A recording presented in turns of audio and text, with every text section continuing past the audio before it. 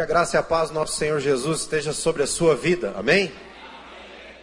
Então, como o pastor Lucas já falou, meu nome é Tiago, já apresentou aqui minha esposa, e minha sogra está aí, alguns irmãos conhecem, muitos. Não pode esquecer da sogra, pastor Lucas. Nesses dias nós estamos aqui de recesso, de férias, alguns dias livres, nem tão livres assim, porque eu estou trabalhando, estou estudando, estou escrevendo um livro.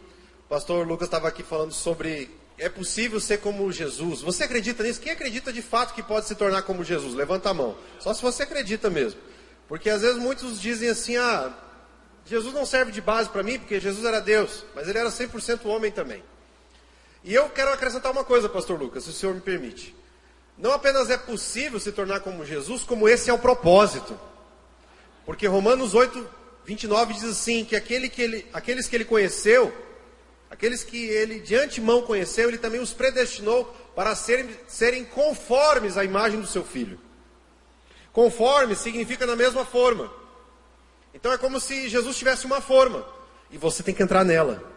O que estiver sobrando na sua vida, vai ter que cortar para caber na forma. O que estiver faltando, ele vai ter que espichar para ficar como Jesus. Se você acha que você está no direito de não buscar ser igual a Jesus, você está por fora. Porque o propósito de Deus para a sua vida é tornar você alguém semelhante a Cristo. O versículo fala que Ele nos predestinou para sermos conforme à imagem do seu Filho, para que Ele se tornasse o primogênito entre muitos irmãos. O Senhor Jesus era o unigênito, mas agora Ele é o primogênito entre muitos irmãos. Ele é o protótipo da sua vida. E eu estou falando tudo isso porque é sobre isso que eu estou escrevendo. E oportunamente vou poder compartilhar isso com o pastor Lucas também. De repente os irmãos vão poder saber mais sobre isso. Mas uma das minhas paixões é poder pregar sobre isso. Sobre ser alguém semelhante a Jesus. Eu creio que o Senhor Ele quer que nós amadureçamos. Ele não quer apenas muitos filhos, mas Ele quer filhos maduros, conforme a imagem do Senhor Jesus. E eu sou apaixonado por isso. E eu gostaria que você nessa noite pudesse ser um pouquinho contagiado. Eu estou aqui para compartilhar um pouco do que o Senhor tem colocado na minha vida. Separei uma palavra para ministrar aqui. Espero poder edificar a igreja. Espero poder abençoar os irmãos. Na verdade, eu não vou falar sobre esse assunto que eu estava começando agora, mas eu vou falar sobre uma frase que Moisés disse. Que um dia ele falou para Faraó assim, nem uma unha ficará. Fala comigo, nem uma unha ficará. Talvez fale assim, que frase estranha, né? Mas nós vamos entender o contexto. Antes de abrir o texto, se você quiser, você já pode ir abrindo, Êxodo 10, 24 a 26. Mas nós estamos terminando 2015. E eu quero te fazer algumas perguntas.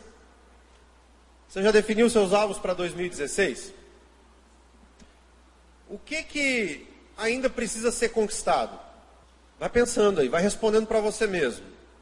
Em que área da sua vida você ainda não conseguiu vitória? Que você ainda está se sentindo derrotado? Agora deixa eu colocar a pergunta um pouco mais embaixo. Em que área da sua vida você percebe que o diabo ainda não soltou? Deixa eu perguntar com outras palavras. A sua vida hoje, ela está se parecendo com o quê? Com escravidão, com o deserto ou com vida abundante? Uma característica do povo maduro, do cristão maduro, é que ele experimenta a vida abundante. O pau pode estar quebrando. Pode estar 10 mil caindo à direita, 100 mil caindo à esquerda. Mas ele experimenta a vida abundante. Eu vou falar sobre esse episódio em que Moisés, a última vez em que Moisés estava enfrentando o Faraó. Eu espero que você conheça o texto, que você conheça pelo menos a história por cima. Desse tempo antes de o povo de Israel sair do Egito. E isso não é história bíblica só para você ter conhecimento, isso tem tudo a ver com a sua vida hoje. Mas só para recapitular um pouco. O povo de Israel era o povo de Deus, amém? Quanto tempo esse povo de Israel, o povo de Deus, era escravo do Egito? Foi escravo do Egito? Quanto tempo? 40 anos? 400 anos. Isso tem tudo a ver com a sua vida. E aí o povo de Israel, depois de 400 anos no Egito, foi liberto depois das 10 pragas. Deus usou a vida de Moisés. Moisés é um símbolo de Cristo. Quem foi que te libertou? Cristo. Moisés foi usado por Deus para libertar o povo de Israel. Depois eles atravessaram o mar. Qual é o nome do mar mesmo? Vermelho. E aí então eles peregrinaram durante quanto tempo pelo deserto? Para chegar aonde? Na terra de Canaã. Canaã era o alvo de Deus para o povo de Israel. E a vida abundante é o alvo de Deus para você. Ser como Cristo é o alvo de Deus para você. Porque Deus não quer que você fique lá no Egito nem no deserto. Deus quer que você entre em Canaã. O que simboliza o Egito? Escravidão. Então quem não se converteu ao Senhor, quem não nasceu de novo, ele está no Egito. Ele é escravo de Faraó, ou seja, Satanás. Ele está ali escravo do pecado. Deus não quer isso. Deus quer nos tirar do Egito. Então, amém, nós conhecemos Jesus, atravessamos o Mar Vermelho. Quer dizer, nós somos batizados, atravessamos, nascemos de novo. Só que agora tem um período aí de peregrinação, né? E muitos pensam o seguinte: então tá, depois nós nos convertemos, nós estamos andando no deserto. E aí um dia nós vamos chegar no céu, que é Canaã. E o céu não é Canaã. A palavra de Deus fala que nem olhos viram, nem ouvidos ouviram, nem jamais penetrou no coração humano o que Deus preparou para aqueles que o amam. E muitos pensam que está falando do céu. Mas não, porque o versículo seguinte fala: mas ele já revelou para nós no nosso espírito. Então, é o seguinte: não espere ir para o céu. Não espere chegar no céu, melhor dizendo. Deixa o céu acontecer dentro do seu coração todos os dias. Porque é isso que Deus preparou para você. Para viver isso agora. Para viver isso agora, porque nós andamos pela fé. Nós podemos experimentar paz perfeita agora. Nós podemos experimentar alegria perfeita agora. Ainda que o mundo ande em Cristo. Nós temos Cristo, como o pastor Lucas está sempre falando. Eu vi que ele repetiu e pregou sobre isso domingo. E se você está em Cristo, você é uma nova criatura. Mas deixa eu voltar aqui para não fugir do assunto. Então nós vemos que você não pode estar no Egito. Se você está no Egito, se você é escravo do pecado, se você é escravo daquela velha vida, você precisa nascer de novo. Mas Deus não quer que você fique no deserto. O que significa o deserto para nós cristãos? O deserto significa aquele crente que ele é nascido de novo, ele se converteu, ele é salvo, foi batizado, mas ele anda na carne. Ele não é guiado pelo Espírito, ele não está em Canaã. Ele é governado de acordo, ele anda de acordo com a sua própria mente. Ele é totalmente convencido pelas circunstâncias. Se a circunstância está ruim, ele está ruim. Se a circunstância está boa, então ele está bom. Mas esse é o crente carnal. Ou então, se ele está com vontade de servir a Deus, ele serve. Se ele não está com vontade, ele não serve. Porque ele não anda no Espírito, ele anda na carne. Ele anda de acordo com a sua alma. E essa vida cristã é muito árida. Se chover um pouquinho, já não vai no culto, né? Se acontecer algum obstáculo, ele já não está servindo a Deus, porque ele não serve com o Espírito. Ele serve com a sua própria alma, ele serve com a sua mente, com a sua vontade, com as suas emoções. E isso, como diz o outro, varia, né? Varia. Né? O português bem dizido, né? Não tem nada melhor. E aí, eu quero te perguntar, que crente que é você? Você é o crente que já entrou em Canaã? Deus está te esperando com vida abundante. Se você não está experimentando vida abundante, então receba a palavra de Deus hoje. Vamos orar aqui no final, vamos fazer um apelo. Receba mais o Espírito de Deus, seja cheio e entre em Canaã. Amém? Porque se você está aí no deserto, uma vida árida, porque o crente que anda pela sua alma, anda no deserto, ele está sempre resmungando, ele murmura, ele nunca consegue discernir a situação, não consegue nem reconhecer que muitas vezes é o inimigo que está tentando roubar a paz dele. E também não consegue entender quando Deus está usando as circunstâncias para trabalhar na sua vida. Ele resmunga daquilo que está na frente dele. E, geralmente quem está mais próximo vai ser o cônjuge, vai ser os filhos, vai ser os parentes, vai ser o chefe, né? Aquele faraó, né? Muitos acham que o chefe é o faraó que está escravizando. Mas, queridos, eu queria dar essa introdução, explicar isso para você.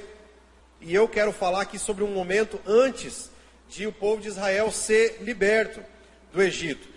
Porque assim, o povo de Israel, ele foi liberto do Egito, mas demorou muito tempo para o Egito sair de dentro deles. Vocês entenderam? Foram livres do Egito, mas o Egito estava dentro deles. Da mesma forma, o crente que está no deserto, ele é assim, ele vive cercado pelo mundo, com saudade das coisas do mundo, e na primeira oportunidade que ele tiver, ele vai voltar para o mundo. Seja caindo no mundão, ou seja usando princípios do mundo. Agora esse tempo de crise é um tempo de teste para você e para mim. Porque é nessa época em que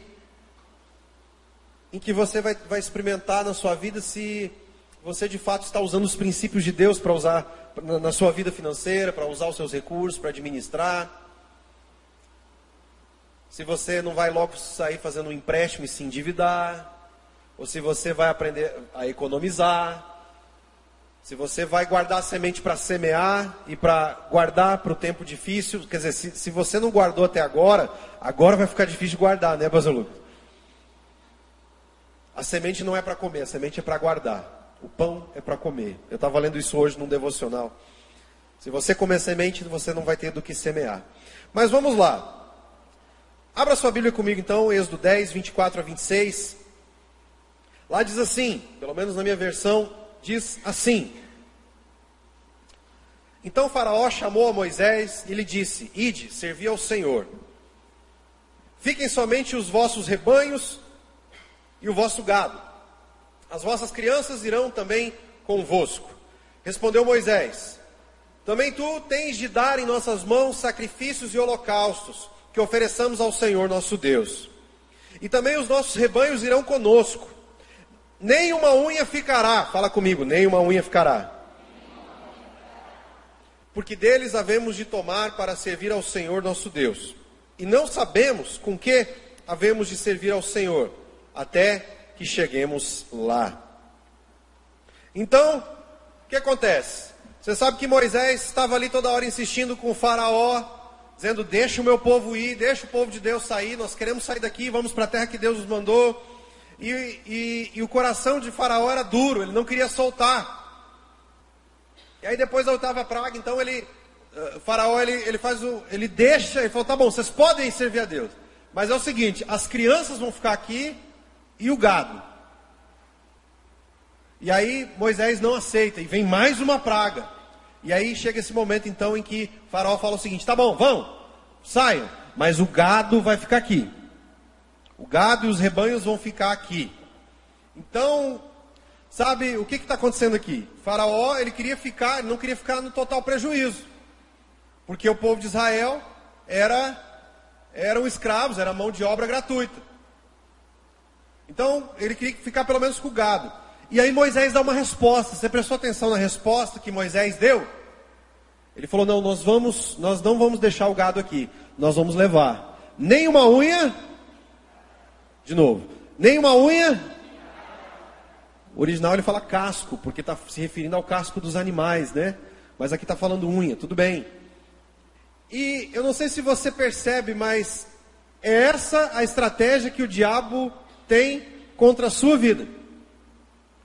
Quando ele percebeu que ele não tem mais domínio sobre você, porque você se converteu, ele vai tentar ainda dominar alguma área. Talvez a sua família, os seus filhos, ou talvez a sua vida financeira, ou os dois, né? E as áreas mais difíceis para um crente se render são justamente essas. De render para o senhorio de Jesus a sua família, os seus filhos e também as suas finanças. E eu vou falar aqui sobre finanças, e eu fico muito confortável de falar isso, porque eu não conheço a realidade da igreja. Eu não sei, eu não conheço os irmãos, não tô falando de ninguém individualmente, nem converso com o pastor Lucas normalmente, só quando eu apareço aqui em Campo Grande, às vezes. Então eu não sei qual é a realidade da igreja dos irmãos aqui. Eu estava ministrando essa palavra na nossa igreja para dar esse recado, de que nenhuma unha da nossa vida pode ficar no mundo. E nada dos nossos recursos, nada daquilo que deve ser usado para servir a Deus, deve ser gasto no mundo. Porque foi isso que Moisés estava dizendo aqui. Olha, nós vamos precisar do gado. Nós não vamos deixar o gado no Egito. Por que que Moisés não quis deixar o gado no Egito? Foi só porque ele queria carne? Ele queria carne para fazer churrasco no deserto? Era para isso que Moisés precisava do gado? Moisés precisava do gado para poder comercializar enquanto ele estivesse no deserto? Foi por isso que Moisés falou que ele ia ficar com gado? Sim ou não? Para que ele precisava do gado? Para fazer sacrifícios e holocaustos ao Senhor. Leia-se, para servir ao Senhor. Então por que ele não queria deixar nada do Egito? Por orgulho? Por necessidade? Não, é por uma questão de adoração. Por que nenhum dos seus recursos pode ser investido no mundo? Por uma questão de adoração. Nenhuma unha você pode deixar no mundo. É claro que você vai precisar ter o seu carro, sua casa, enfim, tudo isso, mas quanta coisa que é gasta de forma desnecessária. Quantos investimentos que nós achamos que precisamos fazer. E quantos bens nós achamos que precisamos ter. Em detrimento, muitas vezes, da obra de Deus. E Moisés precisava do gado para poder servir a Deus com holocaustos. Mas você precisa dos seus recursos, você precisa daquilo que você tem para poder servir a Deus. Qual é a forma mais prática de você servir a Deus? Aqui na sua cidade, na sua realidade. Qual é a forma mais concreta de você servir a Deus? É na igreja local. Amém? Tem muita gente que acha que serve a Deus fazendo qualquer coisa. Qualquer coisa.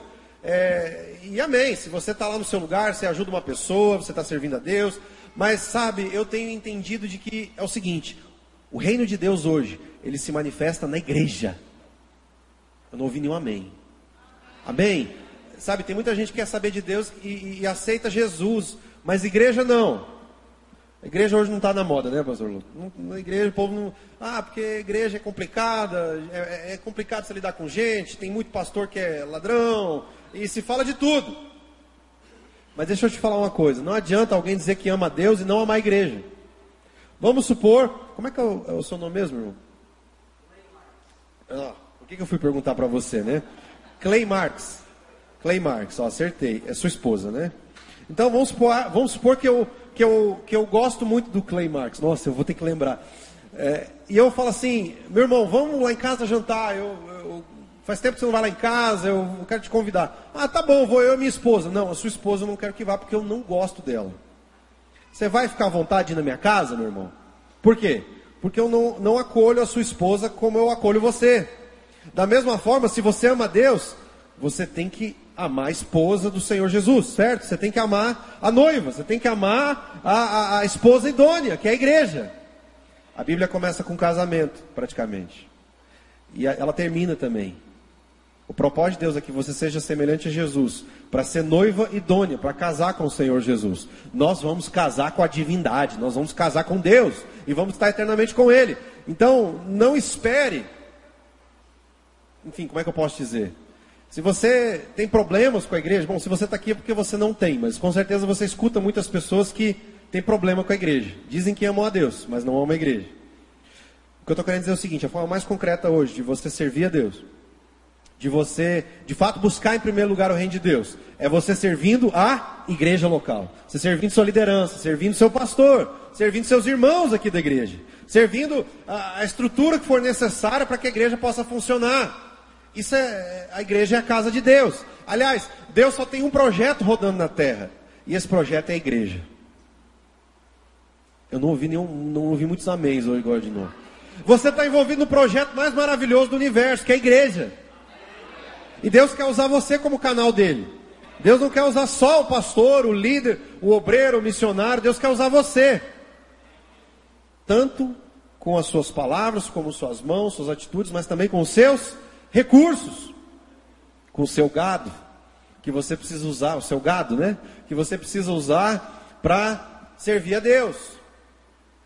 Se o diabo não conseguiu impedir você de chegar até a igreja, de chegar até o Senhor Jesus, de nascer de novo, ele vai tentar impedir você de servir a Deus com os seus recursos, bloqueando os seus recursos. Duro isso, né? Mas eu tô querendo aqui edificar os irmãos. Não estou aqui para dar uma palavra dura sobre finanças. Eu tô aqui de férias, amém? Eu tô aqui compartilhando o que o Senhor tem compartilhado no meu coração. Eu estou compartilhando algo aqui para edificar os irmãos. Então, sem os recursos, o mover de Deus ele pode parar.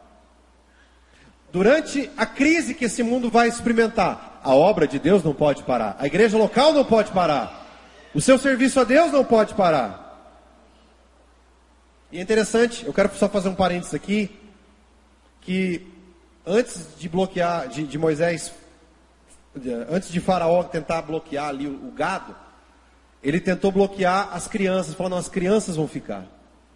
O que aconteceria com o povo de Israel no deserto, se as crianças tivessem ficado no Egito? O povo ia acabar, e não ia entrar em Canaã. Da mesma forma, eu quero dar um alerta aqui para os irmãos. O ministério mais importante dessa igreja é o ministério com as crianças. Porque é para eles que o bastão vai ser passado. O diabo investe nas crianças, a igreja tem que investir também. E eu sei que os irmãos têm um ministério muito forte com crianças aqui. Precisa ser ainda mais, pastor.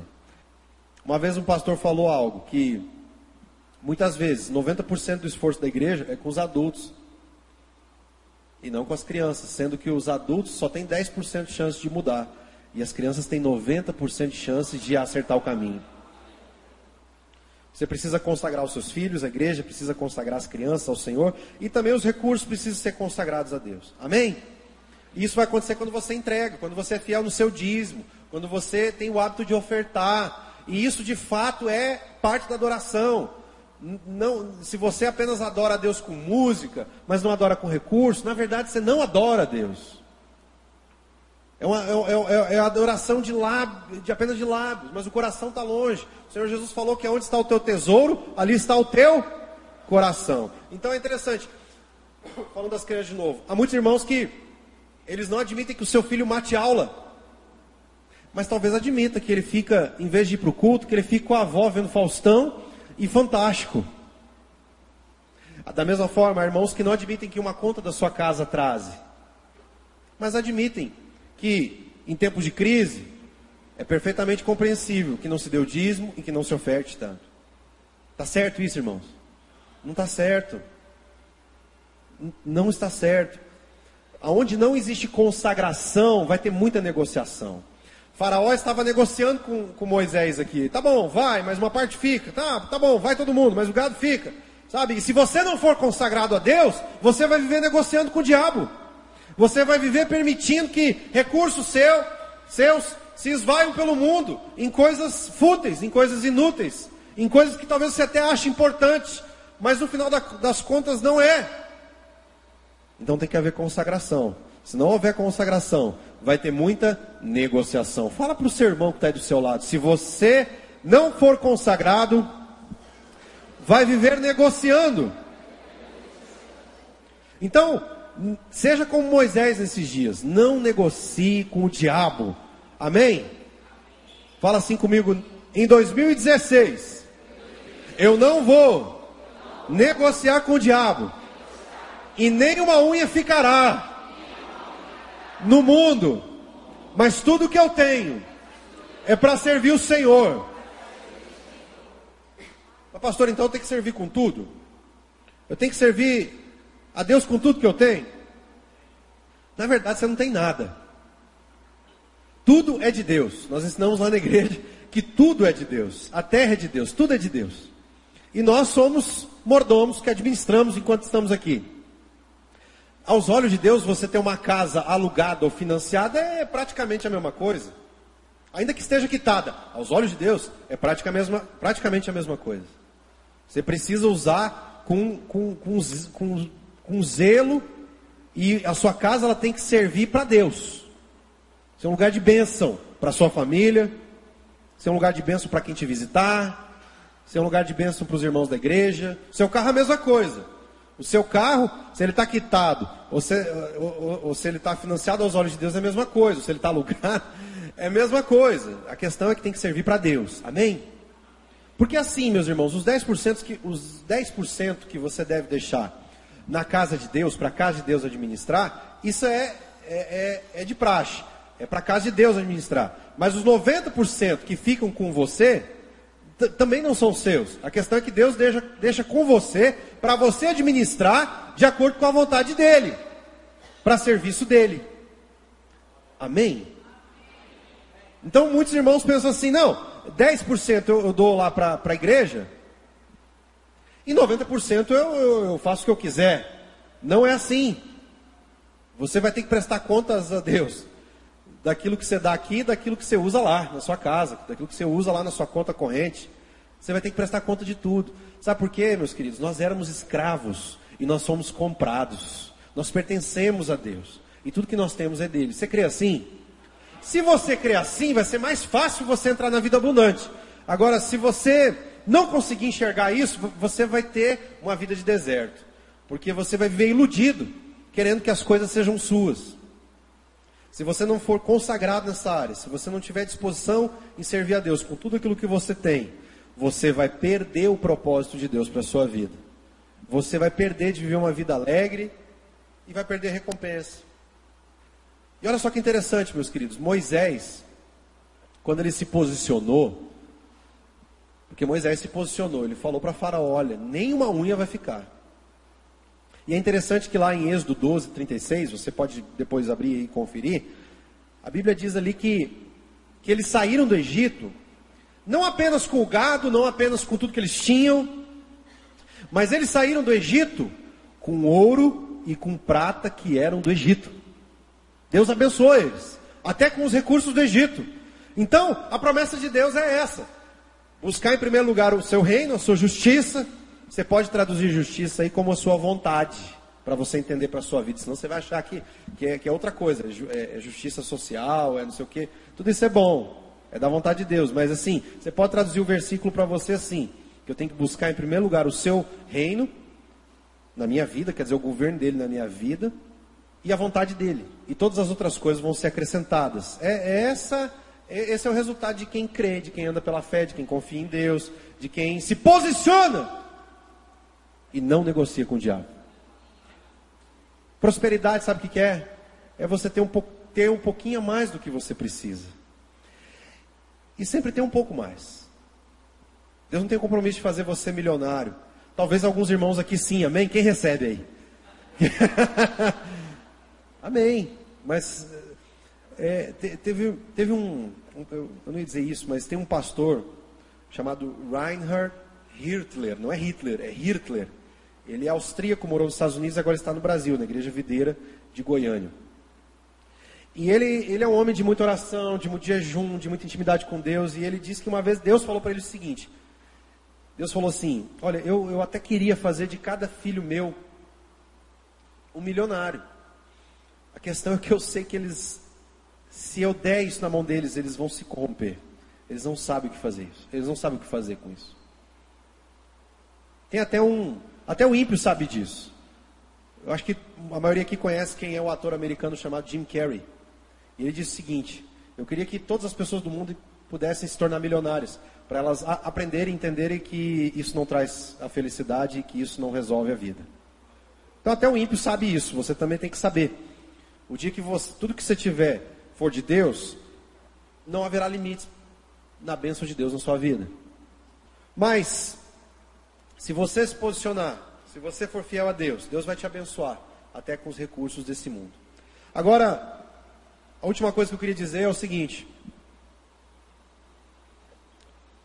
o povo saiu do Egito, começou a peregrinar pelo deserto, e chegou o momento em que Moisés então foi subir no monte para receber as tábuas da lei. E os irmãos sabem o que o povo fez com o ouro e com a prata, enquanto Moisés estava no monte? Eles construíram um bezerro de ouro. Sabe o que isso significa? Duas coisas. Primeiro, que não adianta você ter um líder consagrado. O povo precisa ser consagrado. Não adianta você ter um pastor maravilhoso, vocês têm um pastor maravilhoso. Mas vocês, como povo de Deus, como igreja do Senhor Jesus nessa cidade, precisam ser um povo consagrado. Essa é a primeira coisa. E a segunda coisa é que se você não for consagrado, as bênçãos de Deus, aquilo que Deus te dá desse mundo, aquilo que Deus te deu, mais cedo ou mais tarde, na ausência do pastor por perto, na ausência dos irmãos por perto, talvez lá na praia, talvez em outro lugar, talvez quando você se mudar dessa cidade, talvez quando o pastor se mudar da cidade, enfim, se você não for totalmente consagrado ao Senhor, tudo aquilo que Deus te deu, você vai usar e sem querer vai confrontar o seu Deus, edificando para você bezerros de ouro, coisas que você passa a idolatrar, seja o carro, seja a casa, e é aquilo que você devia ser dono, agora é o seu dono. Porque tem gente que é assim, ele não é dono do carro, o carro que é dono dele. Se arranhar, pastor, se arranhar o carro no estacionamento da igreja, esse irmão não volta mais na igreja. Se Deus permitir que alguma coisa aconteça com a sua casa, ele desvia. Porque ele não é dono da casa, a casa é dona dele. É o bezerro de ouro dele. Então, meus queridos, se você quiser cumprir o propósito de Deus, e eu lancei aqui um aspecto, talvez seja o mais importante do propósito de Deus para a sua vida, que é você se tornar alguém semelhante a Jesus. Você ser alguém com o caráter de Cristo. Se você quiser alcançar esse propósito, você precisa se consagrar. Você precisa aprender a não negociar com o diabo. Não deixa nenhuma unha no Egito. Não deixa nada nesse mundo. Não acumule mais nada nesse mundo. Não permita que os seus recursos sejam escravos de Faraó. Não permita que os seus filhos sejam escravos no Egito. Não permita isso. Não permita isso. Não negocie. Nesses dias, diante de um tempo tão difícil que vem, sabe, nós não estamos sendo pessimistas. Esse mundo vai sofrer nesse ano. Mas se você servir ao Senhor, você vai experimentar livramento. Você vai ser livre de tudo isso. Mas você precisa se posicionar e declarar que nenhuma unha vai ficar. E eu quero te convidar nessa noite a você tomar uma atitude prática, fazer um voto prático diante de Deus, para entrar esse ano de 2016, sem deixar nada na sua vida, na sua casa, que pertença ao mundo. Nada, nada, nada. Você deve se consagrar a Deus. E eu quero terminar com uma historinha. Por que você deve se consagrar a Deus? Era uma vez um menino que construiu seus próprios carrinhos. Talvez alguns aqui são dessa época. Pegava ali uma lata, umas madeiras, uns pregos, uns parafusos e construía um carrinho. E esse menino vivia feliz com seu carrinho até que um dia ele perdeu. E ele ficou muito triste. Passados alguns dias, ele encontrou o carrinho todo amassado, com uma rodinha faltando, na sarjeta, e tinha um menino muito malvado, que tinha roubado aquele carrinho. Eu estou contando bem fácil assim mesmo, que é para a criança entender. E ele foi lá e falou: eu quero meu carrinho de volta. E aquele menino malvado disse o seguinte: não, esse carrinho não é seu, esse carrinho é meu. Se você quiser, você vai ter que comprar de volta. Aquele menino foi lá, juntou dinheiro e comprou o carrinho, todo desfigurado, daquele menino malvado. E ele restaurou o carrinho, colocou rodinhas novas, pintou e deixou ele ainda mais bonito do que ele era. Reconheceu alguma coisa aí? Essa é a sua história. Você pertencia a Deus. Você pertence a Deus porque Ele te criou. Fala para o seu vizinho: você pertence a Deus porque Ele te criou. Agora fala para ele assim: você pertence a Deus 2 vezes porque Ele te comprou de volta. E nessa noite eu quero dar a oportunidade para você dizer que você é 3 vezes de Deus. Ele te criou, Ele te comprou e restaurou. E agora você se entrega como um presente a Ele, se consagrando o seu coração, a sua vida e os seus recursos. E sabe, irmãos, eu estou falando isso por experiência própria. Eu tive a oportunidade um dia de passar 2 anos na Noruega, e eu não era dizimista. Eu estava no 4º ano de seminário, estudando teologia, e eu não era dizimista. A vergonha. E eu fui no culto. Eu trabalhava de manhã numa igreja mais tradicional, e à noite eu ia numa igreja onde tinha muitos jovens. Era uma igreja muito avivada lá na Noruega, lá na cidade de Stavanger. Eu gostava lá, tinha tradução para o inglês, eu entendia. E quando eu cheguei lá, um dia de chuva, o pastor começou a pregar sobre dinheiro. E eu falei: meu Deus, eu vim lá 30 quilômetros para vir aqui na igreja para ouvir sobre dinheiro. E Deus começou a falar no meu coração, quase como se eu pudesse ouvir: agora você vai ouvir sobre dinheiro, porque eu preciso falar com você. E Deus começou a falar assim: você acha que você está me servindo só porque você testemunha para todo mundo que se converteu com 12 anos, com 13 anos você teve chamado para o ministério? eu ainda não tenho o seu coração. Deus disse para mim. Eu ainda não tenho o seu coração. Se eu não tenho nem o seu bolso, eu não tenho o seu coração. Quanto mais o seu coração. E Deus começou a falar naquela pregação. E eu voltei para casa entrando no ônibus e Deus falando. Sabe quando Deus está falando, você não consegue prestar atenção em mais nada. E eu cheguei à noite em casa e eu tomei uma decisão. Eu nunca mais vou falhar num dízimo. Eu falei para Deus assim, Deus, a partir de hoje, eu vou dar o dízimo. Eu já tinha recebido fazia uns 10 dias, né? E Deus me incomodou e falou, não é isso que eu quero. Você tem mais. Eu falei, tá bom, Deus, eu vou dar o dízimo desde o mês passado. Desde o meu último pagamento. E eu senti meu coração ainda arder. Já fazia 4 meses que eu estava na Noruega. E eu falei, tá bom, Deus, eu vou devolver o meu dízimo. Desses 4 meses. Se Deus fosse cobrar o resto, misericórdia. Eu senti paz quando eu falei que eu ia dar o dízimo dos 4 meses. Eu dei o dízimo daqueles 4 meses. E desde então eu nunca falhei no dízimo. Então, meus queridos, eu quero convidar você a ficar em pé agora. O grupo de louvor, queria que pudesse aqui, eu não sei quanto tempo nós temos aqui, pastor Lucas, mas eu queria que você adorasse a Deus agora fazendo um voto diante dele, de consagração. Sabe, a questão aqui não é dinheiro só, a questão é o seu coração, amém? Deus está interessado no seu coração, Ele já é dono do ouro e da prata. A questão é que você precisa provar para você mesmo que você é alguém consagrado a Deus. E nesse mundo que nós vivemos, onde a principal moeda é o dinheiro, a única forma que vai provar que você é alguém consagrado a Deus é que o seu bolso também é de Deus. Tem um hino de consagração, eu não sei o que vocês vão cantar, mas eu quero convidar você a fechar os seus olhos agora, a colocar a mão no seu coração, se voltar para o seu espírito, se voltar para o seu coração, porque Deus está falando com você. Deus está falando com você. Deus está falando com você, Ele quer o seu coração, Ele tem vontade de ter comunhão com você, mais do que você tem vontade de ter comunhão com Ele. Ele quer livrar você, na verdade, das crises, Ele quer livrar você do Egito, Ele quer livrar você de tudo aquilo que Satanás tenta contra a sua vida, Ele quer fazer de você alguém verdadeiramente livre. E hoje você ouviu um pedaço da verdade. E quando nós ouvimos a verdade nos liberta. E Deus quer que o seu coração seja livre.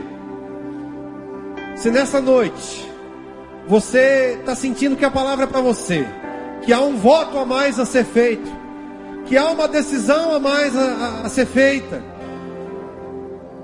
que há recursos para serem consagrados, então eu quero convidar você a vir aqui na frente, se colocar diante do Senhor. Se você quiser se ajoelhar, se você quiser apenas vir aqui erguer suas mãos, ou apenas ficar parado aqui com a mão no coração, se consagrando a Deus, entregando o seu coração a Ele. Deus não quer apenas livrar você do Egito, Deus não quer que você fique no deserto, Deus quer que você tenha vida abundante. Deus quer que você tenha vida abundante. E Deus não quer que você tenha o coração preso no Egito. E se há coisas do Egito, ou seja, coisas do mundo, que ainda prendem você, e eu não estou falando só de música e de palavrão, eu estou falando de princípios errados, eu estou falando do medo, o medo é do mundo, eu estou falando aqui de um coração mesquinho, isso é do mundo, prioridades erradas, enfim, se você precisa consertar isso diante de Deus, venha para frente.